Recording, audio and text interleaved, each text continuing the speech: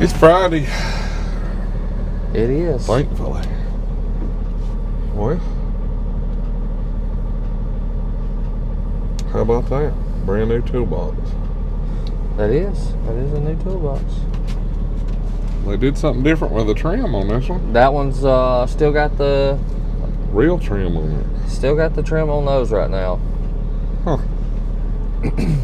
Well, how's the Matco life?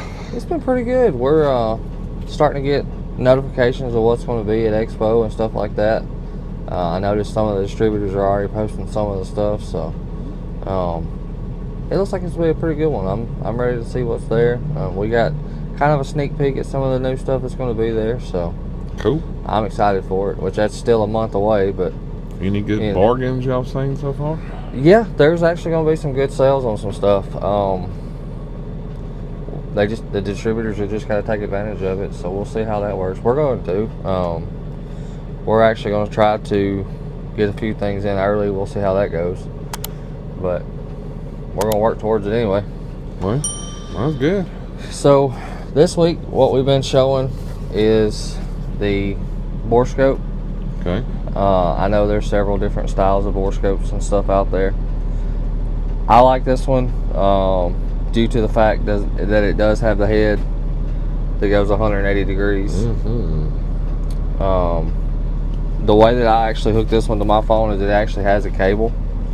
That's going to fall, so I'm going to go ahead and stick that there. I actually hooked it up with a cable because that's a lot of the things we've been hearing is people didn't want the Bluetooth versions and stuff like that. So this one actually comes with a couple different cables. It also comes with a scan disc that allows you to hook it up to other items. You can download it off of there. Sure. It does have a light. It does dim. And then we can move the head. Wow. So if we're looking at valves or something like that, we can. And then this is about the biggest that I can get it to grab the phone. So if your phone's a little bigger than that, it may be a little different story. Sure. But you can actually hook this up to like a tablet or something as well if you download the app on there. It's got really good, easy to explain instructions on how to do that. We can capture pictures as well, so if we wanted to take a picture, now we have the picture. Nice. So if we got to show the customer or anything else, it's right there. Well, those things have come a long way from when Borescopes come out. Yeah, yeah, they have. When we first started using them down there, the heads were real bulky. You couldn't get them a lot of places, and then they come with the attachments for the mirrors and stuff. Yeah. And then you were worried about knocking the mirror off, and there was just all these fears of different stuff. That kind of goes away with this because we are able to move it around and look, so it's a little easier. You're also not having to try to go down and bend it inside the cylinder or something. So they have come a long way. You are seeing more and more of them go away from their own dedicated screen because I guess they're so easy to break and stuff like that when they're not in use. Whereas this one, you're going to take your cell phone, put it back in your pocket. Sure. But you can also, like I said, you can hook it up to a tablet or something like that. So. And probably clarity issues too, because your phone screen's way better. And then like I'm sure you can swipe down and screen record your phone, so you can get the whole thing in there. Well, and it does have a record option as well, so we can it switches from the picture taking mode to a actual record, so you can actually record the whole thing, like you said. So there's a lot of built-in features. It's really nice. I do like the fact that they still went with the cable that has what do they call that? The memory bin to it. Stay flicked. So that if we do find, because a lot of times what you do is you get down in there, you'd see what you want to see, and then it's all right, I gotta go get the customer, I gotta go show them. Well, then by the time you got it back, you were back to trying to figure out how to get it there. And then like everything's mirrored and backwards and upside down, trying to figure out which way to turn it. So the 180 degrees is going to help a lot there, because even if this does drop down just a little bit, we just rotate the camera one way or another. So makes it a lot easier. And then sometimes people ain't there, so you're just going to take the picture, take the video. It's saved on your phone, so you're going to send it to the customer, attach it to their RO, whatever needs to happen. So just a good overall camera. I do like the fact that it does have the handle style. You see some of them to where you're holding it with two hands, and it's kind of difficult there. Sure. You end up holding it with one hand and bending it with the other, and that's fine. It kind of reminds me of a camera tripod or something there with a one-hand grip there. So cool. We do have those. These have been out for a little while. We actually forgot to show it, so that's on us. But either way, and then I believe they're running a sale on them right now. So ask your dealer, you know, see if they can get you one. Sure. See what happens. There you go. Boy, I've got a new little speaker. Yeah, that's a Raycon speaker. Well, it's just stout, and I had to go through that liner. Yeah, we had somebody yesterday. I was like, "This is heavy," and then it dawned on him that it was magnetic. So, well, that's a little bitty joker right there. Got a seat clip on one end. That's right. Clip it to your belt and keep on walking. Could you imagine being that guy that walks around with that on their belt all the time? No, I don't think I'd want to do that. Neither. But depends on how diehard you are with music, right? Yep.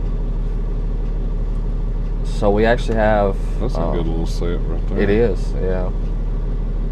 There's a couple of them right there on the shelf where the sockets are. There's a couple different styles. That little stubby and Phillips. Damn, dude. How many times would you like to have that little set? There's a lot of stuff now that's easier than when I was turning wrenches, so... Triple squares. What's this one? But now the techs tell me that cars have got harder to work on too, so... Oh, I'm sure. Ain't nothing getting easier, man. That's just it. Every year something else changes. Everything's getting more expensive and harder to mess with.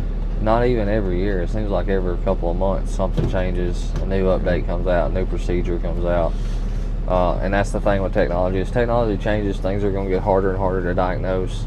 I know I was calling in on one of the AC machines the guy in my shop had.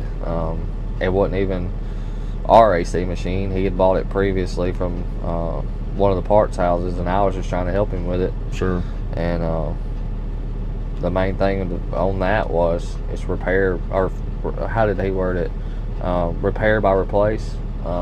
So it could either be a couple of different things, but the only way to tell is to replace it. And it's like, man, that's terrible. That's so ridiculous. I don't want to do that. I mean, it's, you know, they ask you, well, which one are you going to start with? It's like, well, which one's more probable? I don't know. Well, I guess I'll start with the cheapest one then, you know. Yeah.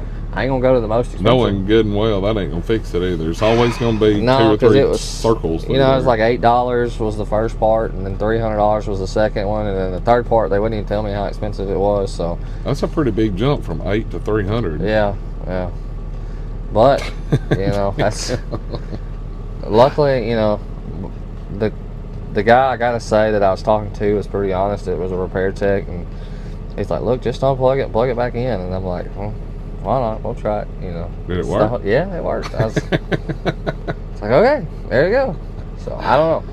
Oh. But I guess that's where you hear turn it off and turn it back on again. I guess that's one of the things. I guess it does work every once in a while. Oh well. So. That's the box there for the Raycon if they are going to ask the distributor anything about it. Oh yeah, there's your part numbers right there on top. That's a pretty cool little speaker. It is. It is. It can go, you know, here, there, everywhere, I guess. Well, what have y'all seen or heard rumors of for the show that y'all were excited about? There's some different aspects of it. Possibility of some shakeup coming to the diagnostic line. Then there's a new light or two that I want to take a look at. Yeah, I guess we can talk about the electric ratchet because it's already been blasted everywhere. You're talking about the sealed head one? Well, yeah, the sealed head one, but the big thing on it is 99% of the time on electric ratchets, the adjustments at the top of the head, they've moved it down to the bottom in the middle of the... Is that the one that had the Antron Brown on video with? Okay, yeah. So I'm excited to look at that and see how that works. That piques my interest because the number one concern with electric ratchets and even sometimes normal ratchets is it gets hard to... Yeah, you about have to take a damn pair of pliers on something. Right. And that's across the board. I'm not gonna lie, when I was a tech, I had a snap-on electric ratchet at one time. Yeah. It did it. When I become a Matco dealer, obviously I went with some Matco stuff. Over the years, it's done it, and you can replace it and it back to normal, but I'm interested to see how the switch on the back works. Sure. Especially since it makes it quick and easy. You know, when impacts come out and they made it to where you had the deal trigger and you didn't have to push the button, that made it a lot better. Or when they made the buttons to where you could reach them without, you know, putting the tool or stopping or whatever. Well, you had to stop, but you get what I'm saying. I don't know why they don't put that rocker trigger on the ratchet. I think it would be a really good idea.